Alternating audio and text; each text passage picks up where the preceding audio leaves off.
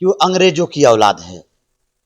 जब वो पैदा नहीं हुई थी तब हजारों भाषण अंग्रेजी में सरदार साहब के इस देश में हैं। यूट्यूब पे डाल लेती, अरे कम से कम बुद्धि नहीं थी तो ग्रोक से पूछ लेती।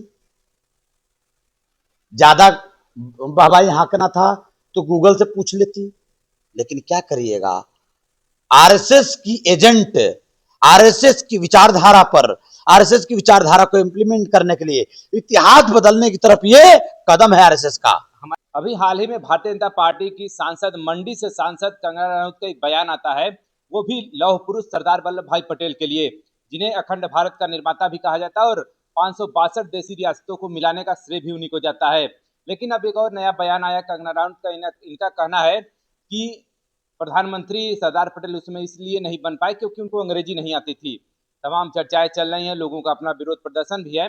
लेकिन आज हम लोग पहुंचे हैं सरदार सेना के राष्ट्रीय अध्यक्ष डॉक्टर आर.एस. पटेल जी के पास कि आखिरकार सरदार सेना, आपके झंडे पर भी सरदार जी की प्रतिमा है, फोटो लगी हुई है और सरदार सेना उनके नाम से भी जाना जाता है। और आप लोगों का एक अभी टीम गुजरात भी गया था उनके अध्ययन के लिए, सरदार पटेल जी के बारे में तमाम चीजें जानने के लिए। तो आइए इन्हीं से जानने का प्रयास करते हैं आखिरकार आपकी क्या राय है इस कंगना रनौत के बयान को लेकर के, क्योंकि चर्चाएं तो जोरों पर हैं ही। बहुत बहुत स्वागत है आपका।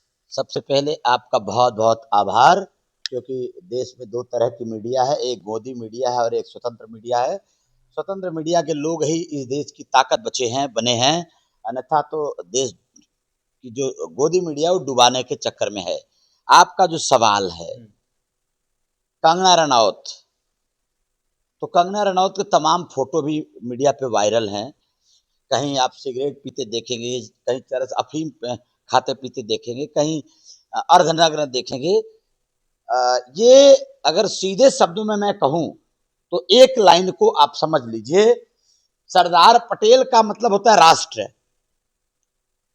राष्ट्र निर्माता, भारत रत्न, आधुनिक भारत के राष्ट्रपिता अगर कहा जाए तो ये अतिशयोक्ति नहीं होगी। लौह पुरुष सरदार पटेल के बारे में आरएसएस प्रायोजित सांसद कंगना रणावत, जिन्होंने यह कहा वीडियो के माध्यम से कि सरदार पटेल प्रधानमंत्री इसलिए नहीं बन पाए कि उनको अंग्रेजी नहीं आती थी, तो कंगना रनौत के बारे में क्या कहना। लेकिन अब आपका सवाल है तो कह ही देता हूं, ये सब भारतीय जनता पार्टी और भारतीय जनता पार्टी की जननी संगठन आरएसएस का दिया कराया है। लौह पुरुष सरदार वल्लभ भाई पटेल जी ने आरएसएस पर बैन किया था, उन्होंने आरएसएस पर रोक लगा दिया था, जिससे आरएसएस के लोग सरदार पटेल को अपना दुश्मन मानते हैं। सरदार पटेल, आज चूंकि आरएसएस की सत्ता है तो आरएसएस अपने स्वरूप पर आ रही है और सरदार पटेल को डोमिनेट करना चाहती है। और ये कंगना रनौत तो सामने है, जो हिडन है वो आरएसएस है। मैं आपके माध्यम से दो बात कहना चाहता हूं। पहला कि कंगना रनौत के खिलाफ कल पूरे उत्तर प्रदेश में सरदार सेना का प्रदर्शन है। प्रत्येक जनपदों में एसपी से हम लोग प्रदर्शन के माध्यम से अपने ज्ञापन सौंपेंगे और हर एसपी और कमिश्नर से कहेंगे कि इसके ऊपर राष्ट्रद्रोह का केस हो, क्योंकि सरदार पटेल ने देश का लोकतंत्र बनाया। सरदार पटेल बिना इस देश की कल्पना संभव नहीं है। सरदार पटेल मतलब राष्ट्र होता है। सरदार पटेल जी ने इस देश में प्रधानमंत्री की कुर्सी को ठोकर मार दिया देश की एकीकरण के लिए। और ऐसे महापुरुष जिन्होंने, कंगना रनौत कहती है कि अंग्रेजी नहीं आती, तो शायद अंग्रेजों की औलाद है ये, अंग्रेजों के विचारधारा की औलाद है ये। आरएसएस, वह आरएसएस जो अंग्रेजों की गुलामी किया करता था, उनकी वैचारिक औलाद है ये। तो ये क्या जाने कि सरदार पटेल क्या थे। मैं आपको एक आपकी जानकारी के लिए बता देता हूं, आपके चैनल के दर्शकों की जानकारी के लिए बता देना चाहता हूं कि भारत के पहले ऐसे, पूरी दुनिया के पहले ऐसे बिरले सरदार जो middle temple law college London, उस कॉलेज के पहले ऐसे छात्र रहे हैं जिन्होंने 36 महीने के कोर्स को 30 महीने पूरा कर लिया। बैरिस्ट्री की डिग्री 36 महीने में पूरा होती है, उन्होंने पूरे कोर्स का 30 महीने में एग्जाम दे दिया और टॉप लेवल का छात्र रहे, अपने जमाने के कॉलेज के टॉप लेवल के छात्र रहने के कारण उस कॉलेज ने, लंदन के मिडल टेम्पल कॉलेज ने उनको पुरस्कार में बहुत सारा सैकड़ों पाउंड का पुरस्कार दिया और वो 500 पाउंड से ज्यादा जो पुरस्कार सरदार पटेल को मिली थी। तो लंदन यानी अंग्रेजों के यहाँ के कॉलेज में जो आरएसएस की संस्कृत वाली भाषा है वो तो चलती नहीं होगी। ब्रिटेन में, लंदन में तो अंग्रेजी चलती है और अंग्रेजी वाले देश में सरदार पटेल 6 महीना पहले कोर्स पूरा कर लेते हैं। अगर कहीं कंगना रनौत मिलती आज ना, तो हमारा समाज जे ले जुत्तम ले पैजार ले जुत्तम ले लत्तम, माननीय सांसद कहने में शर्म आ रही है, आपको बता दें। अच्छा, एक और बात हम इस पर थोड़ा सा एक और टिप्पणी करेंगे कि जब उन्होंने 36 महीने का कोर्स 30 महीने में पूरा कर लिया, वो भी अंग्रेजी जैसे देश में, वहां पर राष्ट्रभाषा अंग्रेजी बोली जाती है, और लेकिन इस तरह की टिप्पणी जो कि मतलब देश के लिए एक स्वतंत्रता संग्राम सेनानी भी रहे और लगातार मुहिम से जुड़े रहे और उप प्रधानमंत्री भी रहे, और लेकिन इस तरह की तमाम बातों के बाद ये कहना कहाँ तक सही है और इस तरह से मतलब इनके ऊपर किस तरह का केस दर्ज होना चाहिए? देखिए, मैं आपको क्लियर करूं, कल हम पहले पूरे प्रदेश में हम सरदार साहब को मानते हैं, सरदार साहब को राष्ट्रपिता मानते हैं। असल में आधुनिक भारत के राष्ट्रपिता वही हैं, बिना उनके भारत की परिकल्पना संभव नहीं है। मैं आपको फिर कहना चाहता हूं पत्रकार साथी, सरदार पटेल के बिना भारत की कल्पना नहीं है, लोकतंत्र की कल्पना नहीं है। और वो पहले ऐसे नायक जिन्होंने भारत की पहली प्रधानमंत्री की कुर्सी को ठोकर मार दिया। और कंगना रनौत ऐसे बयान देती है तो मोदी जी को शर्म नहीं आती? भाजपा के जो सजी हुई मंडी है उसको शर्म नहीं आती? अब तक तो उसको पार्टी से निकाल देना चाहिए था। ओम बिरला जो लोकसभा सदस्य हैं, विपक्ष के लोग कुछ भी तन्नी सी अगर कहीं कोई गलती हो जाती है, नहीं भी गलती होती है, अपनी आवाज बुलंद करते हैं तो लोकसभा सदस्यता निरस्त कर दी जाती है। आखिर ओम बिरला कहां सोए हैं? इस देश के सर्वोच्च महापुरुष के ऊपर यह टिप्पणी, इसका मतलब राष्ट्र के ऊपर यह टिप्पणी है। इन्होंने राष्ट्र को गाली दिया है, इसलिए इनके ऊपर राष्ट्रद्रोह बनता है। और इतनी बड़ी मूर्ति बनवाने के बाद भी गुजरात में इतनी बड़ी स्टैचू भी बनी नरेंद्र मोदी जी की, लेकिन प्रधानमंत्री के द्वारा ये सब चीजें हुई, लेकिन आखिरकार प्रधानमंत्री की अभी चुप्पी क्यों है? अभी तक कोई जवाब ही नहीं। अरे आप किस प्रधानमंत्री की बात करते हो भाई? ये प्रधानमंत्री पता है कितना मीटर प्रतिमा है? वो 182 मीटर। 182 मीटर ही क्यों बनाया गया मालूम है? क्योंकि 182 विधानसभा सीट है गुजरात में। गुजरात का चुनाव था, देश का चुनाव था। पूरे देश की लोकसभा के चुनाव में पटेल जी के नाम से 32 करोड़ पटेलों का वोट मिल जाए, 22-23% के आसपास आबादी है पूरे देश में पटेल समुदाय की, पटेलों का वोट भर भर के मिल जाए। मोदी जी ने वोट की राजनीति के लिए पटेल जी का नाम लिया। और अब हाल ही में आपको बता दें, वही मोदी जी हैं जिन्होंने मोटेरा इंटरनेशनल क्रिकेट स्टेडियम का नाम बदल करके नरेंद्र मोदी मोटेरा स्टेडियम कर दिया। और 182 मीटर की जो मूर्ति है, उस 182 विधानसभा जो गुजरात में है, उस गुजरात में पटेल बाहुल्य गुजरात है, उस गुजरात के टोटल सरकार सदियों तक मोदी की रहे। इसलिए माननीय हमारे देश के गौरव राष्ट्रपिता लौह पुरुष सरदार वल्लभ भाई पटेल की 182 फीट की प्रतिमा लगाई इन्होंने, 182 मीटर की। अब मैं आपको क्लियर कर दूं, मोदी चुप रहेंगे क्योंकि आरएसएस है। आरएसएस ने, ऐसा लगता है कि आरएसएस ने जो नचनिया सांसद है, माननीय सांसद कंगना रनौत, उनको आगे किया है।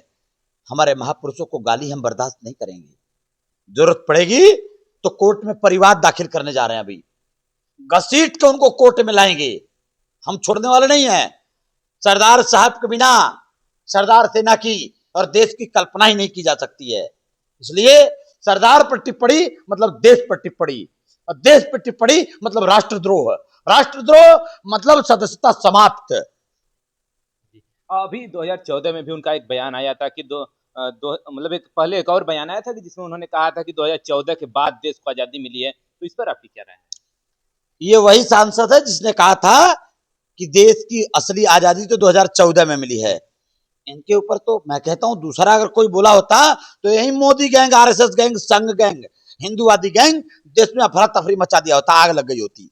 कोई विपक्ष बोला होता तो 2014 में अगर आजादी मिली तो भगत सिंह की कुर्बानी कहां गई, चंद्रशेखर आजाद की कुर्बानी कहां गई, सुभाष चंद्र बोस की कुर्बानी कहां गई, महात्मा गांधी का अहिंसा वाली कुर्बानी कहां गई, सरदार पटेल की कुर्बानी कहां गई, जो सैकड़ों हजारों लाखों इस देश की आजादी दिलाने के लिए जो सूली पे चढ़ गए, उनकी कुर्बानी कहां गई। असल में यह राष्ट्रद्रोही है। और मोदी के गैंग अगर पूरा मिला लीजिए तो सब राष्ट्रद्रोही हैं। अब तक जो इसने बयान दिया कि 2014 में देश आजाद हुआ है, तो मैं तो कहता हूं यह दिमाग की पंगु लगती है, पंगु है नहीं, इससे आरएसएस बुलवा रहा है। तो लेकिन ये भी तो एक बड़ा सोचने का विषय है कि वहाँ मंडी से सांसद है और लगभग 5.5 लाख लोगों ने उसको वोट भी दिया है, तो उनके लिए क्या कहिएगा? ये मंडी लोकसभा क्षेत्र के लोगों का, मैं अगर क्लियर कहूं तो ये लोगों का अपमान है। यह जो लोग उसको वोट दिए हैं उन वोटर्स का अपमान है, यह देश का अपमान है, यह शहीदों का अपमान है, हमारे महापुरुषों का अपमान है। यह चाटुकारिता की सारी सीमा पार कर चुकी है। और आप समझ सकते हैं जो तवायफ की गलियारे से आई है, ऐसा लगता है तवायफ की गलियारे से, मैं जिम्मेदारी के साथ कह रहा हूं। ऐसा क्यों? वो तो बॉलीवुड का एक अपना वो आप तमाम उसके आपको वीडियो तमाम फोटोज मिल जाएंगे, बॉलीवुड का अपना कुछ भी हो, ये ऐसा लगता है कि तवायफ जैसी बोली है इसकी, ऐसा लगता है। मतलब ऐसा क्या महापुरुषों पर कोई कुछ भी बोल देगा और कुछ उनके खिलाफ होगा ही नहीं? एकदम होगा। कल पूरे प्रदेश में सरदार सेना के हर जिलों में सैकड़ों हजारों लोग सड़क पर उतरेंगे, डीएम एसपी कमिश्नर को मजबूर करेंगे कि एफआईआर लिखो। नहीं लिखेंगे तो समझ में आ जाएगा कि उत्तर प्रदेश और देश में कानून राज नहीं, सच में यहां मनुराज चल रहा है। हम परिवार लाएंगे। जैसे अंग्रेजी वाली बात तो थोड़ी रही सरदार पटेल जी को लेकर के, लेकिन उस हम एकीकृत वाली बात पर भी थोड़ा सा, अखंड भारत को जिस प्रकार से उन्होंने जोड़ा, उस पर भी थोड़ा सा अगर प्रकाश आप डालें। अगर मैं आपको क्लियर करूं एक लाइन में, तो प्रवीण भाई, सरदार पटेल न होते तो इलाहाबाद से बनारस आने में 4 वीजा लेना पड़ता, अब बनारस से मिर्जापुर जाने में 2-4 वीजा लेना पड़ता। 565 रियासत थे, जिसमें से 562 रियासतों को तत्काल उन्होंने एकजुट कर लिया, बिना एक बूंद रक्तपात के। एक बूंद भी इस देश में खून नहीं बहा, और राजाओं ने सरेंडर करके, वो सरदार पटेल की कूटनीति ही थी, ये उनका एजुकेशन ही था, ये उनकी विद्वत्ता ही थी, ये उनकी क्षमता ही थी, जब उन्होंने इस देश को एकीकृत कर लिया। 15 में से 13 राज्यों ने जब सरदार पटेल को प्रधानमंत्री बनने के लिए, अध्यक्ष बनने के लिए समर्थन दिया था, उसके बाद भी सरदार पटेल ने कहा कि राष्ट्र प्रधानमंत्री बनने से ज्यादा जरूरी है राष्ट्र बनाना। उन्होंने प्रधानमंत्री जैसे कुर्सी को लात मार दिया, कुर्सी को ठोकर मार दिया। वो हमारे नेता थे, देश उनके लिए पहले था और कुर्सी उनके लिए बाद में थी। 562 रियासतों को एक किया। और हम आपको और बता दें 3 रियासतों का, जूनागढ़, हैदराबाद और कश्मीर। हैदराबाद का निजाम तैयार नहीं था, उसने पाकिस्तानियों को बुला के शरण दे दिया। वो कहा नहीं नहीं, ये भारत में हम मिला ही नहीं सकते। वो वही सरदार पटेल हैं जिन्होंने हैदराबाद निजाम किसी के सामने जिंदगी में झुका नहीं, उसके तकिया में सोना लगा के सोता था, उसका बेड सोने का था हैदराबाद निजाम के पास, वो सोने का भस्म, सोने का लवर खाता था।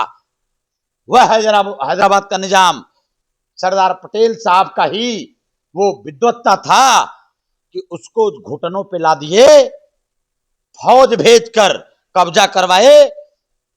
अब बताओ तुम आओगे कि नहीं? तो निजाम पत्र लिखता है कि सरदार साहब आप आ जाइए, जान बचा लीजिए। सरदार साहब कहते हैं तब तो तुम कह रहे थे कि नहीं, हम नहीं सौंपेंगे। सरदार साहब गए और वो पहली बार पूरी जिंदगी में किसी के सामने हाथ जोड़ा था हैदराबाद निजाम, तो ऐसे सरदार साहब के सामने हाथ जोड़ के गिर गया था और सरदार साहब के शर्तों पर एफिडेविट दे करके भारत में उसके राज्य का विलय हुआ। राजा हरि सिंह, कश्मीर राजा हरि सिंह, उसकी अगर बात करूं तो वह भी तैयार नहीं था, कहना ना ये मेरा, हम पाकिस्तान के साथ रहेंगे। उस राजा हरि सिंह को घुटनों पे लाने वाले सरदार पटेल साहब, जूनागढ़ में अखाड़ा बनाने वाले, जूनागढ़ को ठीक से घुटनों पे लाने वाले, उस जो निजाम था, जो राजा था, उसको लाने वाले सरदार साहब।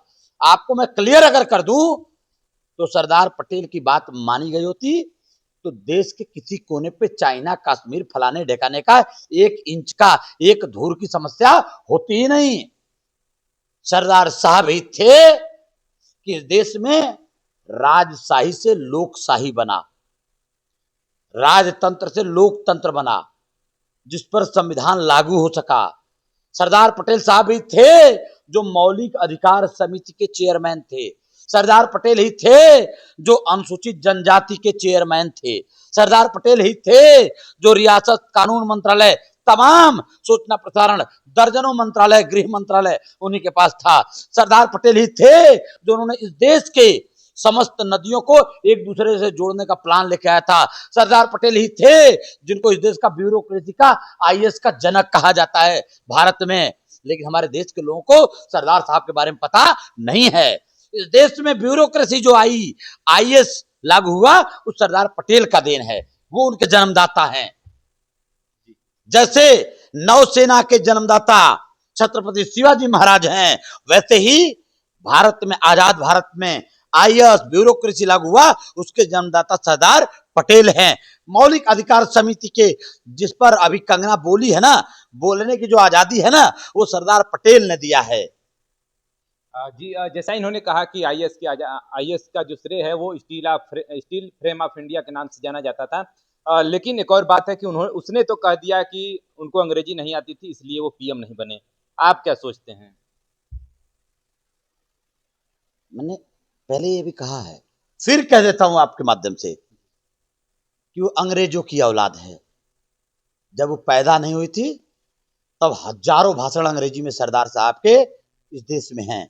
यूट्यूब पे डाल लेती, अरे कम से कम बुद्धि नहीं थी तो ग्रोक से पूछ लेती। ज्यादा वाहवाही हाँकना था तो गूगल से पूछ लेती। लेकिन क्या करिएगा, आरएसएस की एजेंट, आरएसएस की विचारधारा पर, आरएसएस की विचारधारा को इंप्लीमेंट करने के लिए, इतिहास बदलने की तरफ ये कदम है आरएसएस का। हमारे कहने का मतलब वो नहीं, जैसे उसका तो कहना ये है, लेकिन सरदार सेना क्या सोचती है, सरदार सेना के राष्ट्रीय अध्यक्ष क्या सोचते हैं, आखिरकार क्यों पीएम नहीं बने? देश भी जानना चाहता है आखिरकार क्यों पीएम। सरदार पटेल साहब पीएम बने नहीं। जो इतिहास पढ़ाया जाता है वो संघ का इतिहास है। सरदार पटेल साहब पीएम की कुर्सी को छोड़ दिए। सरदार पटेल साहब को कोई पीएम बनने से रोक लेगा? जो इतना बड़ा महारथ आदमी हो, जिसके सामने गांधी जी के सारे प्लान को सरदार पटेल तैयार करते थे। तमाम फोटो आप देख लीजिएगा, नेहरू झुक करके सलाम करते थे। सरदार पटेल के सामने नेहरू साहब की भी वो हैसियत नहीं थी। सरदार पटेल को 12 राज्यों का समर्थन प्राप्त था। 12 राज्यों के समर्थन प्राप्त होने के बाद भी सरदार पटेल प्रधानमंत्री नहीं बन सकते। अगर वो चाहते तो ऐसा कोई औकात नहीं था, किसी को रोक लेते। जानते क्या मामला था? जब 12 राज्यों ने समर्थन दिया अध्यक्ष बनने के लिए, तो जो कांग्रेस का अध्यक्ष होता उस समय, वही प्रधानमंत्री होता। मैं आपको क्लियर कर देना चाहता हूं उस दौर की घटना को। उस दौर में जब 12 राज्यों ने समर्थन दिया तो सरदार साहब ने सबका धन्यवाद ज्ञापित किया। सरदार साहब ने कहा, आप सबका धन्यवाद ज्ञापित करते हुए इस पर विचार कल होगा। गांधी जी के साथ बैठते हैं। महात्मा गांधी जी से, बापू जी से उन्होंने कहा कि बापू जी, आपने हमें नामांकन के लिए बोल तो दिया था, ये 12 राज्यों का समर्थन अब आ गया, अब क्या करा जाए? उन्होंने कहा कि देश बनाना सबसे जरूरी है। देश तो चलाना कोई भी चला लेगा, लेकिन देश बनाना जरूरी है। गांधी जी भी विवश हुए। गांधी जी ने कहा कि सरदार क्या चाहते हैं, तो गांधी जी के सामने सरदार ने कहा कि आप जैसा कहें। गांधी जी ने कहा कि सरदार आपका जो निर्णय होगा वो स्वीकार्य है। सरदार ने कहा पहले देश बनाना है, 562 रियासतों को जोड़ने के लिए, 565 रियासतों को जोड़ने के लिए और कोई अगर व्यक्ति तैयार हो तो मैं देश चला लूंगा। गांधी जी ने कहा कि नहीं, किसी के बस की बात नहीं है। सरदार साहब ने कहा कि नेहरू जी को बना दिया जाए। सरदार साहब ने प्रधानमंत्री पद दान में दे दिया है, उनको कोई रोक लेगा? ये हमारे सरदार पटेल की प्रतिभा को, हमारे सरदार पटेल के वेब को ये शब्द कम करने वाला है। आज के बाद मैं आपसे भी कहता हूं कि ये सवाल नहीं आना चाहिए मेरे दोस्त कि सरदार पटेल को बनने नहीं दिया गया। सरदार पटेल को बनने न देने की औकात किसी में थी ही नहीं। जैसे एक बार ये मामला उठा है तो लोग ये जानना भी चाहते थे कि आखिरकार क्यों हुआ, तो उसको भी आपने क्लियर कर दिया। यस, हम अभी हमारा सरदार सेना का अध्ययन दल पूरे गुजरात का भ्रमण हमने किया। 10 दिवसीय अध्ययन दल जाकर के गांव गांव उनके जन्म स्थल, उनके ननिहाल, उनके कर्म स्थल, उनके तमाम उन कर्म स्थलों पर हमने भ्रमण किया और जानकारी हासिल किया। साहब, सरदार से बड़ा न दूजा कोई, उस वक्त का नायक, इसलिए न कोई था, न कोई है और न कोई भविष्य में सरदार जैसा होगा। चलिए, बहुत बहुत धन्यवाद। देखिए, ये हमारे साथ सरदार सेना के राष्ट्रीय अध्यक्ष डॉक्टर आर एस पटेल जुड़े हुए थे। क्योंकि अभी एक मामला था, मंडी की जो सांसद है उसका एक बयान आता है, उस पर कहीं ना कहीं हमने सोचा इनसे बातचीत किया जाए और जानकारी को आप तक पहुंचाने का भी प्रयास किया जाए कि आखिरकार उसने तो कह दिया कि अंग्रेजी नहीं आती इसलिए पीएम नहीं बने, लेकिन असल बात इन्होंने बताई कि आखिरकार पीएम क्यों नहीं बने। अब इनकी राय पर आप कितना सहमत हैं या फिर उसकी राय पर आप कितना सहमत हैं? अगर उसने इस तरह की टिप्पणी की है तो उस पर किस तरह का मुकदमा होना चाहिए या फिर उस तरह पर किस तरह की कार्रवाई होनी चाहिए, कमेंट करके जरूर बताइएगा। और अगर आप सरदार पटेल को जानते थे पहले से या फिर सरदार वल्लभ भाई पटेल से जिस तरह से इन्होंने पीएम बनने की बात कही है, तो इस वीडियो को आप अधिक से अधिक शेयर करेंगे तो उन तक इस बातों को साझा किया जा सकेगा। फिलहाल जुड़े रहिए मेरे साथ, खबर देखने के लिए बहुत बहुत धन्यवाद।